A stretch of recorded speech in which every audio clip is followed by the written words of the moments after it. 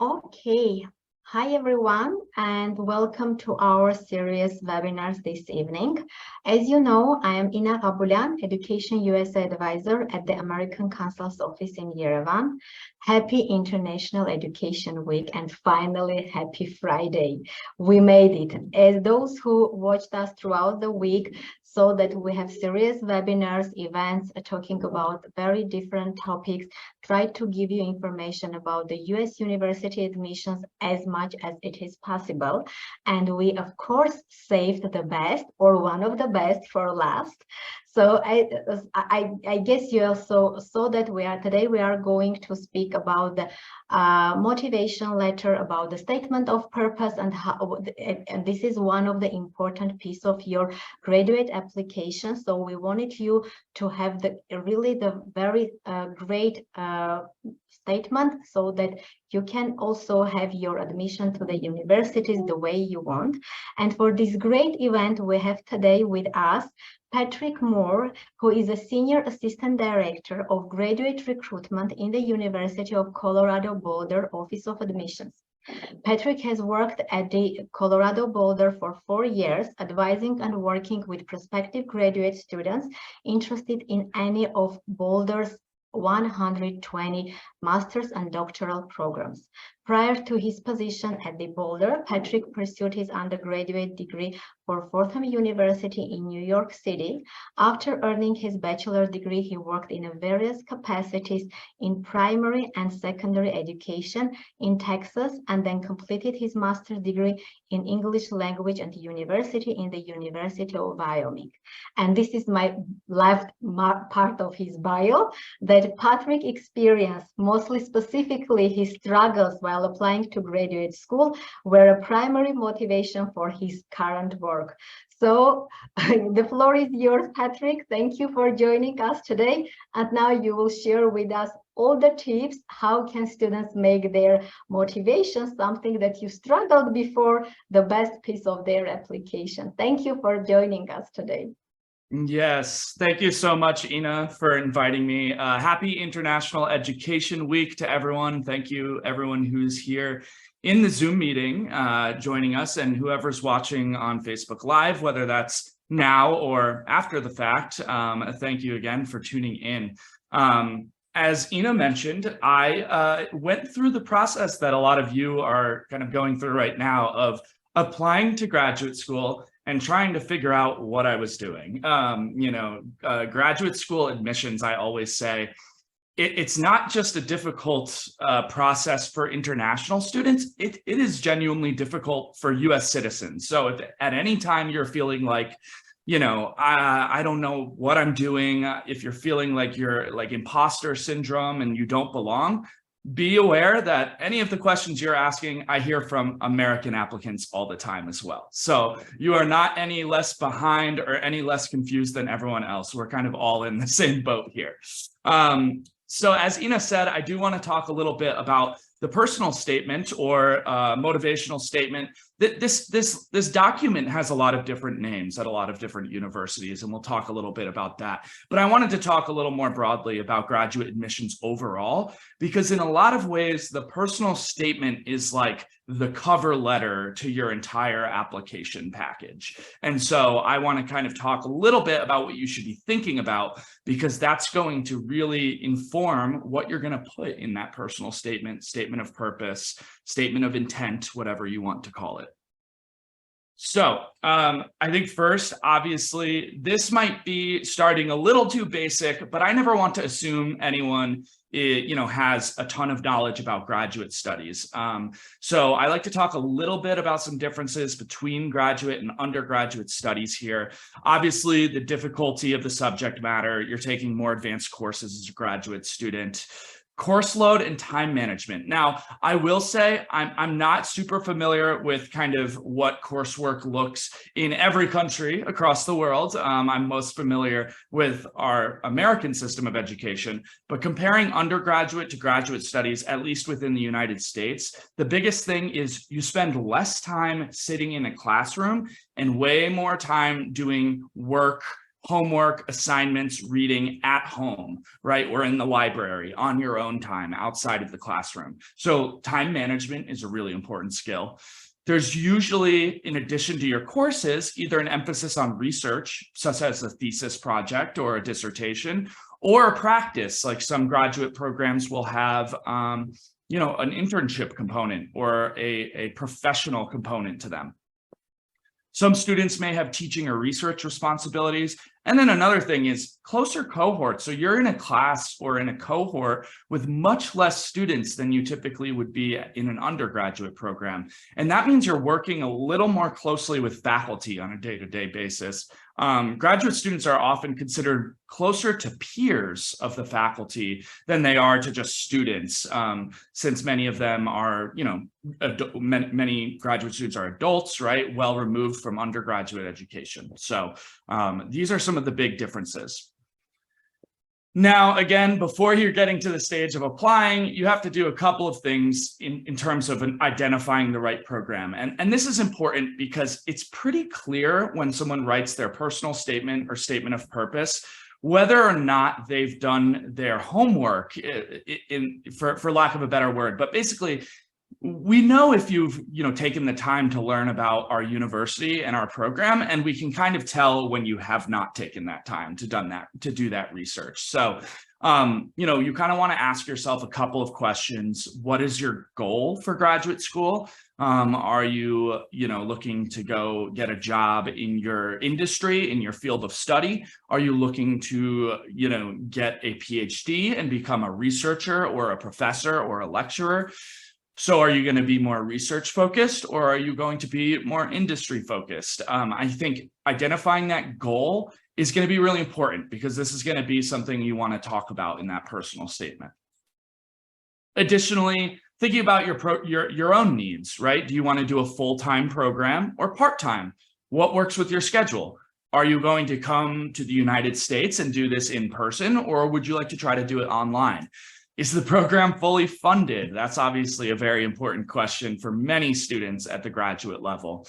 And then based on those goals, how do you find the right program? You can either kind of do an inside out approach where you're looking for specific faculty members, if you're applying to PhD programs, if you're interested in research, or if you know exactly what you want your degree to be in, like if it's pretty straightforward, like I want to do a history degree, you do that outside in approach where you find the program first, and then you can start to investigate who the faculty are.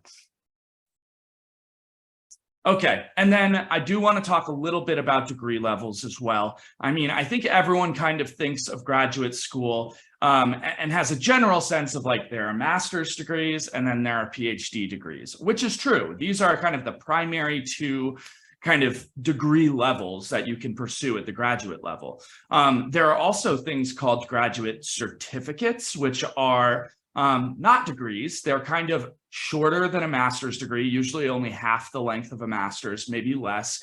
And those are more kind of industry or professional focused certificates where you're not getting a full master's, but maybe you're taking a couple of classes in a specific area that give you a particular skill. So for example, at the University of Colorado Boulder, we have a specific satellite navigation systems certificate. Now, the master's degree would be aerospace engineering, which is a little more broad, but this certificate is more narrow in its focus. Oops, sorry, my phone alarm is going off. So there are a lot of different types of master's degrees too. I mean, I think it's important to acknowledge that there are Master of Arts degrees, Master of Science degrees, MBAs for business, MFAs for the creative arts. So a lot of different directions you can go. You can also do more of a professional focused master's program or more of a research focused master's program, depending on what your long-term goals. A master's degree is typically going to be 2 years in length. Some master's programs can be a little bit longer, like some social work or counseling programs that require some clinical hours could take maybe 3 years.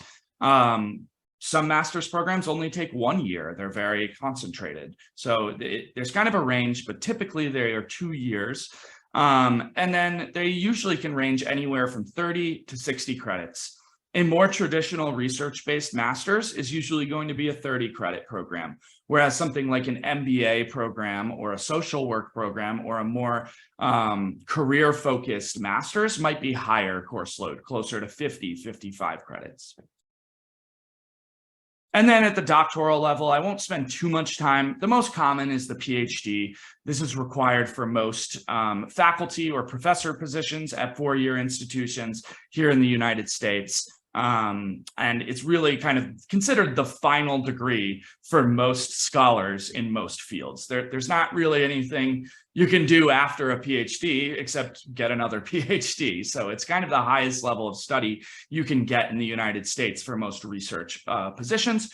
But then there are some also professional focused doctoral programs. An MD, that's a doctorate of medicine. That's for folks who want to become doctors in the United States. A JD is for folks who want to become lawyers in the United States. And then there are things like a audiology doctorate or a psychology doctorate that are more clinical focused, not the same as a medical degree, but a little more focused on a specific area within the health sciences field. And here's a big one. Master's degrees are typically not required to get into a doctoral program.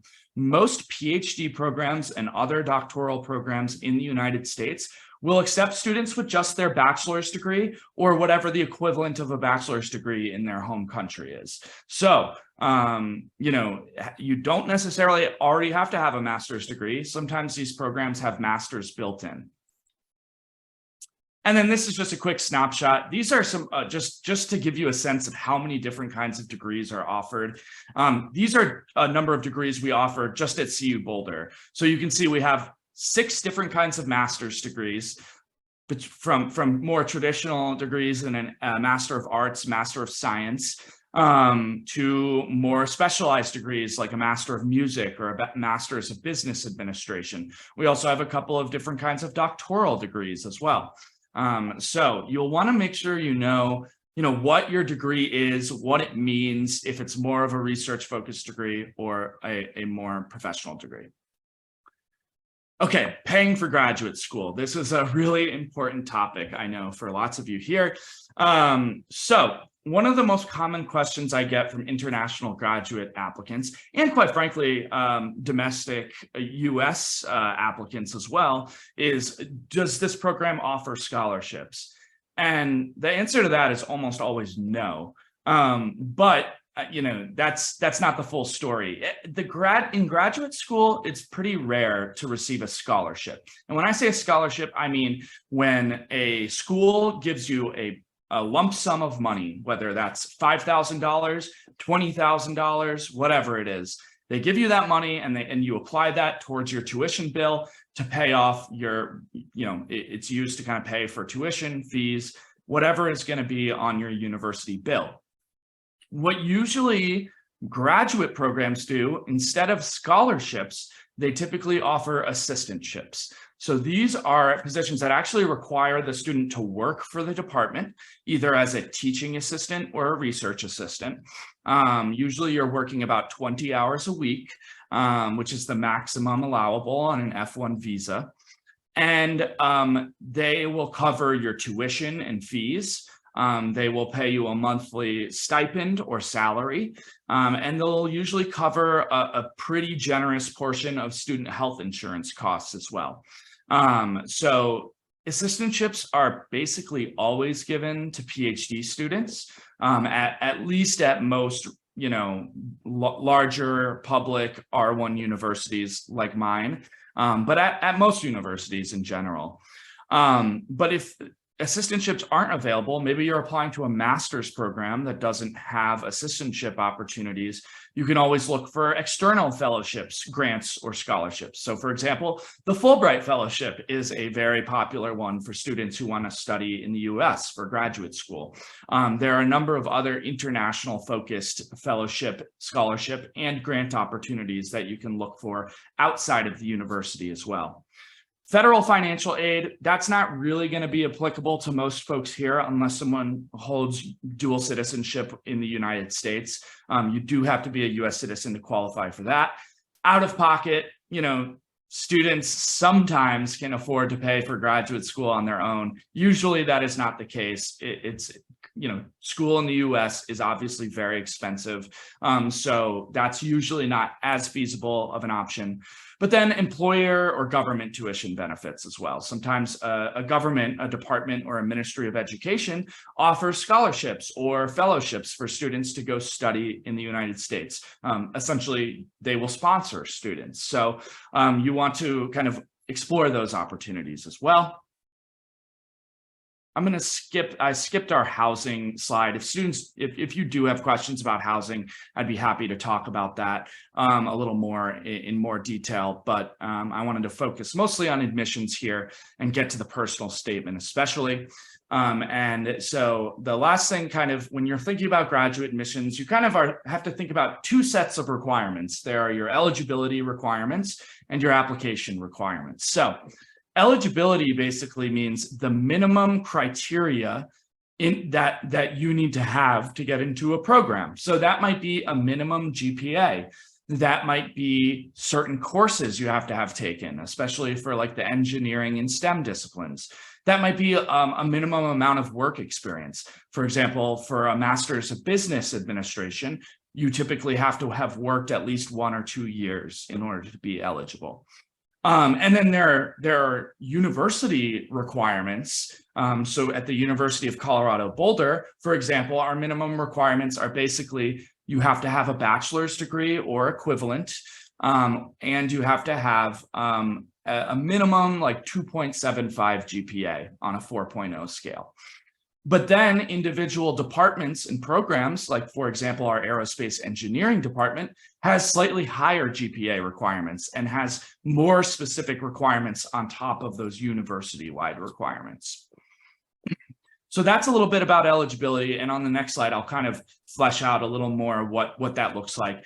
Then there are the application requirements. What documents and materials are you going to need to give to us in order to apply to the program? So things like your transcripts, diplomas, test scores, whether that's GRE or English proficiency test scores, letters of recommendation, etc. So just to give you a sense, here's the CU Boulder Graduate School eligibility requirements. You have to have basically a bachelor's degree or the equivalent of a baccalaureate degree. So in some countries, it's not called a bachelor's degree, it's called something else.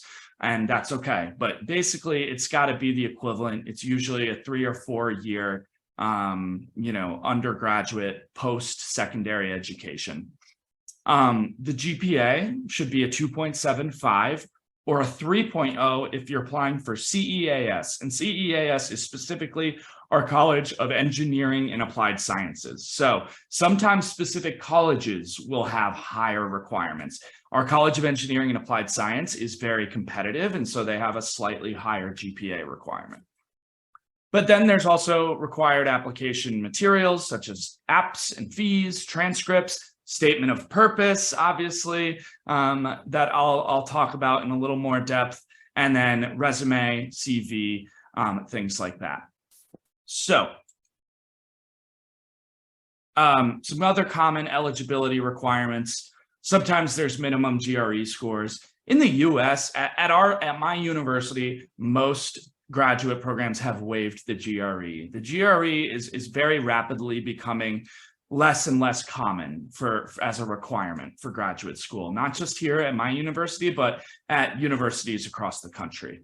Again, I mentioned work experience, course prerequisites. So most engineering programs want students to have completed a certain number of calculus courses or specific physics prerequisites. Minimum GPA, we talked about that. Some programs might have a higher GPA requirement than the graduate school minimum. And then degree requirements. I mentioned most PhD programs don't require students to have a master's, but some do. Like, for example, our communication PhD here at CU Boulder requires students to have a master's degree. Our ethnic studies PhD is the same way. So there are always a few programs where you might need to have a master's, but most will not require that. Okay. Other application materials and requirements, again, test scores potentially. Sometimes a program will ask you to submit a writing sample, especially for humanities and social science programs. Some creative programs like MFA programs might ask for a portfolio of your creative work to get a sense of who you are as an artist. And then some other admission essays might be asked for on top of the personal statement or statement of purpose. So, prioritizing application materials. Different programs will place different levels of emphasis on different application items. And this is really important to think about before you write your personal statement. For example, a business program is going to be much more interested in an applicant's resume because it's a professional focused program. They want to know what you have done professionally, what your professional goals are. And that's just more important because business is very focused, like those programs tend to be very career focused. A humanities program, for example, English literature, which is what I studied, or history, or, foreign languages and literatures, they might ask for a writing sample, and they're usually going to prioritize that over something like test scores or even your GPA. Research-focused science programs are likely to place way more emphasis on lab or research experience. So it's important to kind of talk with an advisor, talk with someone from the department to see what that department or program is going to be prioritizing, because that's the thing you really want to highlight in your personal statement. For example, if you're applying to a PhD program in physics, what that personal statement is going to want to emphasize is maybe not as much your professional experience or internships or volunteer experience, but more of your research experience or research interests. So what do you want to research as a PhD student in physics? What professors at our university are doing research that is of interest to you? Are there specific labs or facilities that really make you interested in our university? So we want to know a lot more about you as a potential researcher if you're applying to that program. Whereas if you're applying to a master's program in business or engineering, we're going to be more interested in what your career goals are, any professional experience you've had that you think has qualified you for a graduate program in that field. So thinking a lot about what is the department going to be most interested in? And that's really going to depend on the nature of that academic discipline. So it's good to think about that, to reach out to someone like myself or someone with the actual program or department to ask them, what are your faculty? What is your admission committee looking for? And what are they weighting most heavily amongst those application materials? Okay. Best practices for applicants in the pre-application phase. And again, this is all really important, and I know I'm supposed to be focusing on the personal statement, but all of this comes back around and is important context for writing that personal statement. Obviously, determining the number of schools that you're going to apply to. So, a lot of times I think students come in with very high expectations. You, of course, should have confidence in yourself and your abilities, but maybe applying to 5 Ivy League schools like Harvard, Yale, Princeton, Columbia, that's not always the best idea.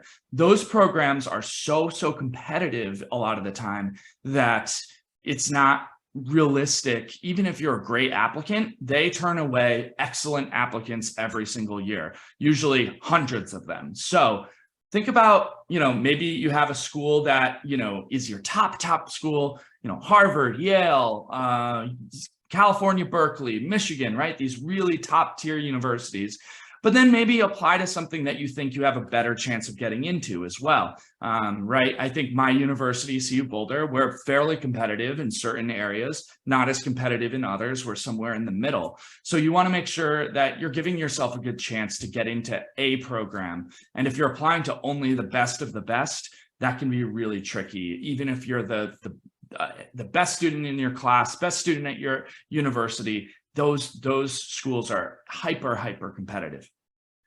Think about taking the GRE or other exams, such as English proficiency exams. Those usually you want to be able to prepare for a month or two before you take those exams to send them to the school. So plan accordingly for that based on your application deadlines. And then gauge the competition. Again, how competitive is my program going to be? What, how many people are going to be applying? If you're applying to Harvard and Yale and Princeton, you're going to be applying alongside thousands of other applicants. If you're applying to more niche programs, it's not going to be as competitive.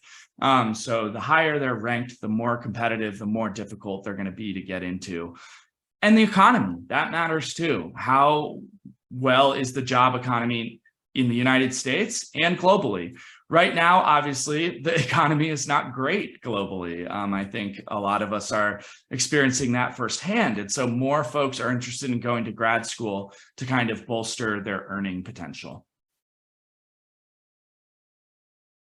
And then best practices for applicants at the application phase. Basically, what you're going to want to do, reach out to a program advisor, assistant, or director before you apply, like I said, to gauge the importance of each application item and requirement.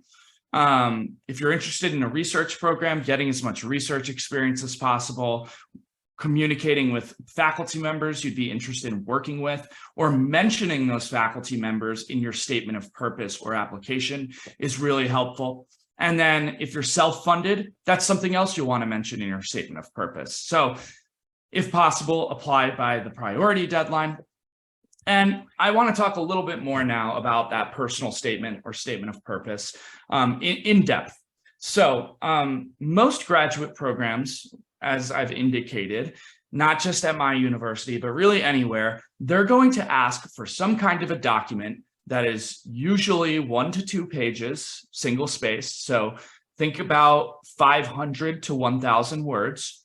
That is going to be basically a summary of why you are applying to graduate school and why you are applying to that specific graduate program. So I tend to think of a personal statement in 2 main parts. There's kind of 2 big sections of this document. The first section is all about you. So what are your qualifications? What's your educational background and or professional background if you have any professional experience? Why do those experiences make you a good candidate for graduate programs? Maybe you worked on a specific kind of research project as an undergraduate student or majored in a specific field and took specific courses that you think really, really qualify you to be an excellent graduate student. Maybe you've worked on work projects in a professional career that you think translate really well to graduate program studies, whether that's a research project, whether that's working well with your coworkers. Collaboration is always a really important part of graduate studies. So having those types of skills is really helpful. So you want to talk a little bit about yourself, not just what qualifies you for grad school, but why are you applying, right? Like, what are your long-term goals? Do you want to get your PhD and become a researcher for your career? Do you want to get a master's degree and go get a job at Google or Apple, right, in the tech sector? We do want to know what your goals are, even if you don't have them exactly set in stone. We understand a lot of folks are coming into graduate school to maybe explore a couple of different possibilities. But even if you can just say that, like, I'm potentially interested in going on to a PhD program, but I would also be interested in working in this type of job. I'm still exploring my possibilities, and I'm hoping the support of your graduate program will help me make the right choice, right? You might say something along those lines. Additionally, you'll want to talk a little bit about, just kind of why you think our program is going to be the best fit to reach those goals. So now I'm kind of talking about the second big section of the personal statement or the statement of purpose, where the first part, you talked a bit more about yourself. Second part, try to talk a little bit more about the school and specifically the program that you are applying to. So if you're applying to the University of Colorado Boulder's chemistry PhD program, we want to know why. What about our chemistry program is so interesting to you? Are there specific professors in our chemistry department whose research is just really fascinating to you and who you really love the opportunity to work with? Are there specific courses that we offer that you don't see at other universities that you're really interested in? Is there a specific research specialty that we have? For example, we have really excellent physics education research in our physics department, which is not very common at a lot of other universities. So being able to identify the specific things that our programs offer, and especially specific professors or individuals you want to work with, is really the focus of that second part of the personal statement. Because we want to know, of course, we want to know if you're a good candidate and if you're qualified, but more importantly, we want to know why our program is a good fit for you, right? And why you think our program is going to help you meet those goals. So those are kind of the two big sections that I think generally you're going to want to talk about in a personal statement. Now, it's really worth mentioning some programs and departments I don't talk about universities because graduate admissions is so decentralized. Usually it's easier to think about what department am I applying to rather than just the University of Colorado. I'm applying to specifically the University of Colorado's aerospace engineering department because your grad program is going to be way more specific in one field. So you're really wanting to think about, what that specific department offers, but you might also talk about what the university offers. Maybe you really like the idea of living in Colorado, of living in the city of Boulder. So right, in that case, you would talk a little bit about that and explain, a big part of my decision to choose to apply here is based on location. And I think the location is really important when pursuing a graduate program. So you are happy and happy with where you are, you're comfortable with the community you're living in. But one thing I do want to point out is specific departments might have some specific prompts for these letters. So they might say, we want you to talk about X, Y, and Z. And if they do that, that makes things a little easier, right? You know exactly what you want to talk about. They might ask you to answer specific types of questions. They might give you a specific length. They might say, we want this to be 1 page maximum. Or maybe they'll say, it can be up to 3 or 4 pages. But when it's not as clear, and as you're planning to apply, I always recommend starting with, think about it as 500 to 1,000 words, which is usually 1 to 2 pages typed up in a standard 12-point font, and think about those 2 big sections. Why am I applying to the graduate program? Why am I a good candidate? Why am I qualified? But also, why am I interested in this specific program? And so those are kind of the 2 things you really need to focus on. The last thing I kind of really want to hit home about the personal statement, because I do want to be able to answer questions and leave some time for that. But the last thing I really want to get across to you all is this letter this document is intended to be pretty formal and professional. So a lot of students will start out with a long anecdote about how, when I was growing up, I was, and they tell this long story about how they became interested in their field of study, which that's nice, but that's not really what we're looking for in this document. I mean, it kind of explains a little bit who you are as a person. So maybe you can talk about that for 1 or 2 sentences, but we don't need a whole paragraph or half of the letter to be your life story. We are more interested in hearing about relevant experiences. So academic, specifically your undergraduate education, any relevant professional experience, any relevant research experience. If you were the leader of your school band, that is great, and you should put that on your resume, but you don't really need to talk about that in the personal statement, unless you're applying to a music program. We are more interested in your academic professional qualifications than maybe your personal story. And not to sound cold or dismissive of that, but You know, we get a lot of essays sometimes where the student spends half of the letter talking about their life story, and then by the time we're done, we don't know what kind of a student they are at all, right? Like, we know your whole life, but we don't know why you're applying to our graduate program specifically. So you want to be a little bit cognizant of that, right? That the document is going to be more resembling a professional cover letter than like a biography. And I hope that kind of clarifies things a little bit. That said, if you do have any like deficiencies, for example, maybe if your GPA is lower or you didn't have a lot of research experience and you're worried about that, the personal statement could be a good place to address that.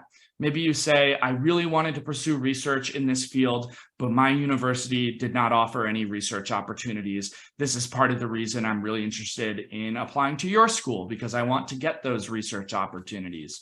If your GPA is lower, maybe you had some personal or medical circumstances that caused you to have a lower GPA. You can address that a little bit. Again, you don't want to get too personal, but if you had to take a leave of absence to take care of your sick family member and your GPA dropped as a result of that, we want to know and we want to have that context. So do think about that. Okay. So I just kind of wanted to wrap up by talking a little bit about the application timeline. Decide if graduate school is the right choice. Begin your application preparation, and that includes writing your personal statement. That should be something that you're getting started on pretty early. You do not want to be writing your personal statement the day before the deadline. It's something that you should be starting, doing a draft of, maybe sharing with some friends, colleagues, someone you trust to give you positive feedback. What do you think of this document? Maybe you can get some edits, make some changes, improve it gradually over time. So, you know, hopefully you can be working on that maybe a few months before the application deadline so that you're editing it down, you're polishing it. It looks as great of a document as we could ask for.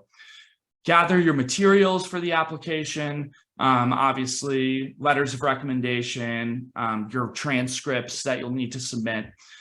Then you'll submit the application, receive a decision from the school, hopefully within a timely manner, usually within 1 to 3 months. Then you need to weigh your options. How many schools did you get into? Who's offering you the most money? Which schools are you think going to be the best options for your career goals?